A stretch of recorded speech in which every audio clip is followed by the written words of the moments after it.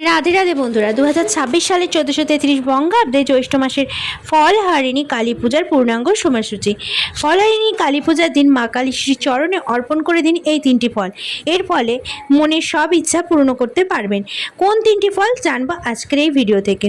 বাংলায় মা কালী নানা রূপে বিরাজমান, কোথাও আবার দক্ষিণা কালী, আবার কোথাও ভদ্রকালী, কোথাও বা সিদ্ধিকালী, কোথাও বা গুচ্ছকালী, শ্মশানকালী, মহাকালী কিংবা রক্ষাকালী। এক এক ভক্তের কাছে দেবী এক এক রূপে পূজিত হন। শাস্ত্রমতে প্রতি অমাবস্যা তিথিতেই দেবী কালীর আরাধনা করা হয়। তার মধ্যে এক এক অমাবস্যা দেবীর এক এক রূপের আরাধনা করা হয়। ঠিক তেমনই জ্যৈষ্ঠ মাসের অমাবস্যা তিথিতে দেবী পূজিত হন ফলহারিণী কালী রূপে পূজা করে থাকেন, কারণ এই পূজার তিথি অত্যন্ত শুভ। অতি পূর্ণ অমাবস্যা হলো এই জ্যৈষ্ঠ মাসের অমাবস্যা, যে তিথিতে মায়ের চরণে সব ধরনের কর্মফল সমর্পণ করতে হয়। এই কারণে দেবীর নাম ফলহারিণী দেবী। ভক্তদের বিশ্বাস, এই মায়ের পূজায় নানান ধরনের রোগ ব্যাধি দূর হয়, কর্মক্ষেত্রে ও অর্থভাগ্যের উন্নতি লাভ হয়, নাম খ্যাতি যশ লাভ হয়, সাংসারিক ও দাম্পত্য জীবনেও সুখ লাভ হয়। বিভিন্ন মৌসুমি ফল যেমন আম, জাম, লিচু, কাঁঠাল, তরমুজ, তালশাঁস দিয়ে এই পুজো করার রীতি প্রচলিত। ফলহারিণী শব্দের অর্থ হলো কর্মফল বা কাজের ফল, এবং হারিণী শব্দের অর্থ হলো হরণ করেন যিনি। ফলহারিণী হলেন সেই দেবী যিনি অশুভ ফল হরণ করেন এবং ভক্তকে শুভ ফল প্রদান করেন। 2026 সালে 1433 বঙ্গাব্দে ফলহারিণী কালী পূজার পূর্ণাঙ্গ সময়সূচি। ফলহারিণী কালিকা পূজা অনুষ্ঠিত হবে জ্যৈষ্ঠ মাসের অমাবস্যা তিথি 2026 সালের 1433 বঙ্গাব্দে জ্যৈষ্ঠ মাসের কৃষ্ণ চতুর্দশী তিথি শুরু হবে 15ই মে। বাংলার 31শে বৈশাখ 1433 শুক্রবার শেষ রাত্রি ভোর 4:02 পর থেকে জ্যৈষ্ঠ মাসের অমাবস্যা তিথি সমাপ্ত হবে 16ই মে 2026 বাংলার পয়লা জ্যৈষ্ঠ 1433 শনিবার রাত্রি 1:51।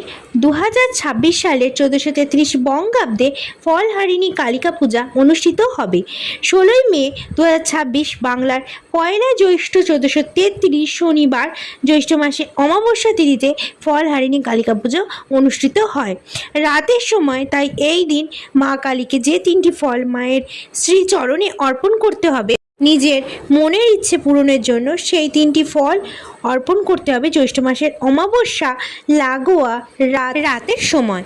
ফলহারিণী কালিকা পূজা এই বছর অনুষ্ঠিত হচ্ছে 16ই মে 2026।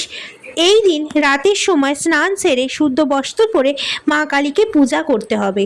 ফলহারিণী পূজা আপনি নিজের বাড়িতেও পূজা করতে পারেন, আবার মন্দিরে গিয়েও মা কালীকে পূজা দিতে পারেন। যদি আপনি ফলহারিণী কালী পূজার দিন বাড়িতে পূজা করেন, তাহলে বিশেষ করে বাড়িকে সেই দিন পরিষ্কার পরিচ্ছন্ন ওপর খেয়াল রাখতে হবে। এই দিন বাড়িতে কোনোভাবেই আমিষ রান্না ও আহার করা চলবে না। নিজের মনের ইচ্ছে পূরণের জন্য ফল অর্পণ করবেন। আপনি যদি সারাদিন উপবাস থেকে এই ব্রত পালন করতে পারেন তাহলে খুবই ভালো হয়। যদি আপনার শরীর সম্পূর্ণরূপে সুস্থ থাকে তাহলে এই ব্রত পালন করা উচিত। যদি আপনি সম্পূর্ণ সুস্থ না হন তাহলে ফল ও জল বা শরবত খেতে পারেন। রাতের সময় লাল বা হলুদ রঙের শুদ্ধ বস্ত্র পরে মা কালীকে পূজা করতে হবে। সমস্ত দেব ও দেবীর মালা পরিয়ে দিতে হবে। বিশেষ করে মা কালীকে জবা ফুলের বা বেলপাতা বা নীলকণ্ঠ ফুলের মালা দিয়ে সুন্দরভাবে সাজিয়ে তুলতে হবে। এরপর মায়ের সামনে ফল সাজিয়ে রাখতে হবে। ফলহারিণী কালী পূজার সময় নিজের মনের ইচ্ছে পূরণ করার জন্য যে অর্পণ করতে হবে যে তিনটি ফল, সেই তিনটি ফল হলো, প্রথম ফলটি হলো আম, দ্বিতীয় ফলটি হলো জাম এবং তৃতীয় ফলটি হলো লিচু।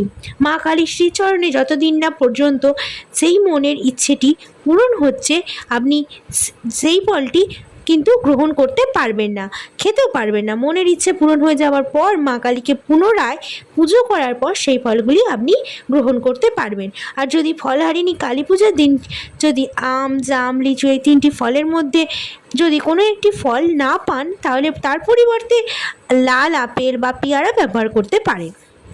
সবার প্রথমে মা কালীর ছবি কিংবা মূর্তির সামনে একটি ঘিয়ের প্রদীপ জ্বালাতে হবে। তবে খেয়াল রাখবেন এই প্রদীপটি ফলহারিণী পূজার দিন যেন সারা রাত জ্বলতে থাকে।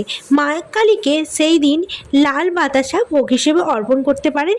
যিনি এই উপায়টি করবেন তিনি লাল আসনের ওপর বসে প্রথমে হাতে গঙ্গা জল নিয়ে 3 বার মাথার উপর গঙ্গা জল ছিটিয়ে নেবেন। তারপর মা কালীকে মনে মনে স্মরণ করবেন। তারপর হাতে লাল চন্দন, বেলপাতা এবং জবা ফুল নিয়ে মায়ের পায়ে 3 বার পুষ্পাঞ্জলি অর্পণ করতে হবে।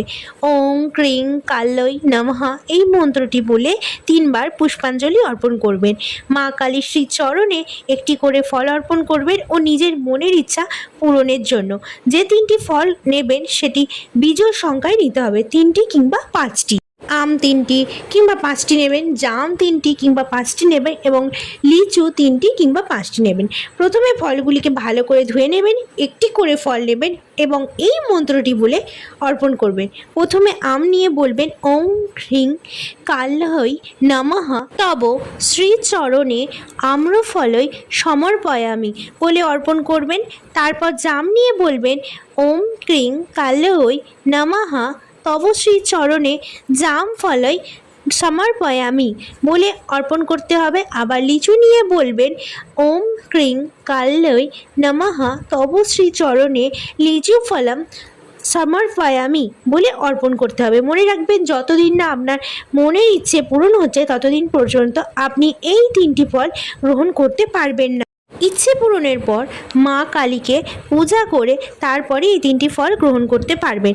এরপর মা কালীকে বিধিবৎ আরতি করতে হবে। আরতি সমাপ্ত হলে 108 বার এই মন্ত্রটি জপ করতে হবে। মন্ত্র যথা ক্রিং ক্রিং ক্রিং হুং হুং রিং রিং দক্ষিণা কালীকে রিং রিং রিং হুং হুং হুং রিং রিং সাহা।